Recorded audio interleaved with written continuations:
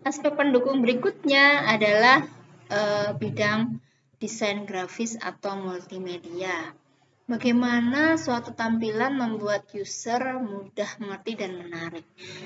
Gitu ya. Jadi sama seperti yang sebelumnya, kita nggak boleh hanya fokus pada sisi fungsionalitas, gitu ya. Yang penting nggak error, yang penting sesuai atau bisa mengerjakan tugas-tugas si pengguna. Tapi ternyata berdasarkan hal tersebut si pengguna nggak merasa nyaman misalkan. Akhirnya jangankan tugasnya selesai gitu ya, dia begitu menghadapi atau berhadapan dengan sistem komputer, dia tidak merasa nyaman gitu ya. Maka pada saat kita ingin menampilkan sebuah tampilan ya atau jendela istilahnya, maka kita harus juga memperhatikan dari sisi keindahan gitu ya, kemudian efektif juga, nggak hanya indah tapi efisien juga, nggak lama gitu ya. Nah, jadi harus proporsional gitu ya. Menarik itu seperti apa? Apa yang harus banyak animasi? Tidak selalu gitu ya. Mudah dimengerti itu gimana? Apa semua, setiap menu, setiap apa yang berjalan di sana, tombol-tombol selalu diberi keterangan bahwa tombol ini dimanfaatkan untuk apa. Itu. Maka perlu juga mempertimbangkan keindahan dengan bidang studi desain grafis.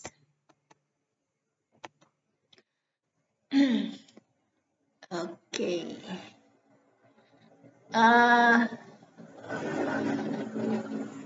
Ini sih untuk menunjukkan saja gitu ya, bahwa ada dua jenis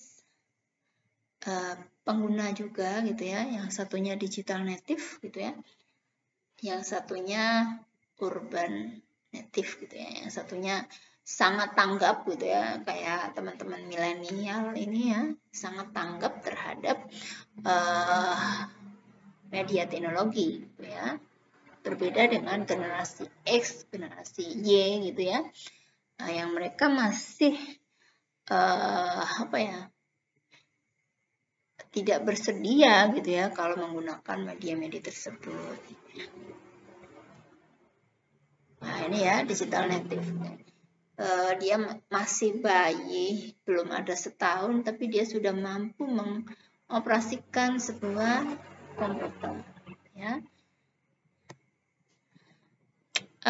Bidang studi berikutnya adalah linguistik. Jadi bahasa yang mudah dimengerti oleh user sehingga mengurangi kesalahan ya di website atau di aplikasi kita harus kita pertimbangkan. Bahasa yang dipilih harus seperti apa. Kalau untuk orang tua maka bisa jadi pemilihan bahasa yang baik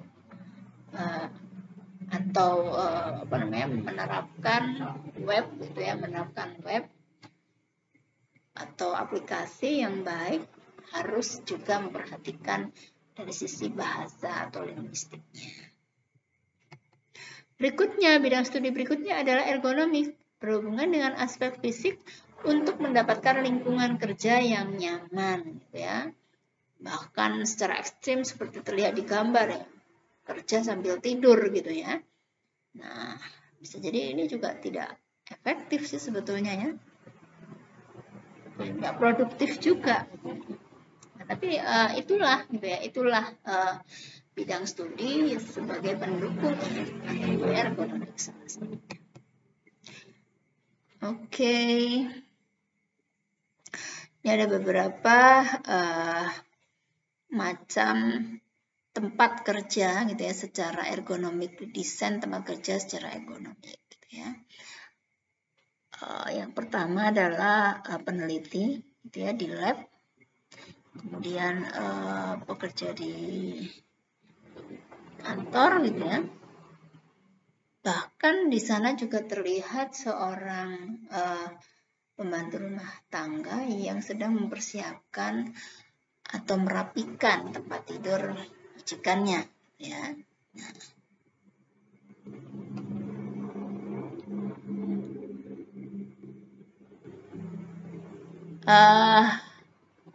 ini adalah persyaratan ya, apa saja sih pengetahuan yang harus harus dilengkapi gitu ya, tentang karakteristik dari user dan juga keseharian gitu ya dari komputer yang mereka gunakan. Kalau hanya satu orang saja yang menggunakan komputer, maka tempat kerja ini bisa dioptimalkan. Gitu ya. Kan itu dulu, kita lanjut ke sesi berikutnya.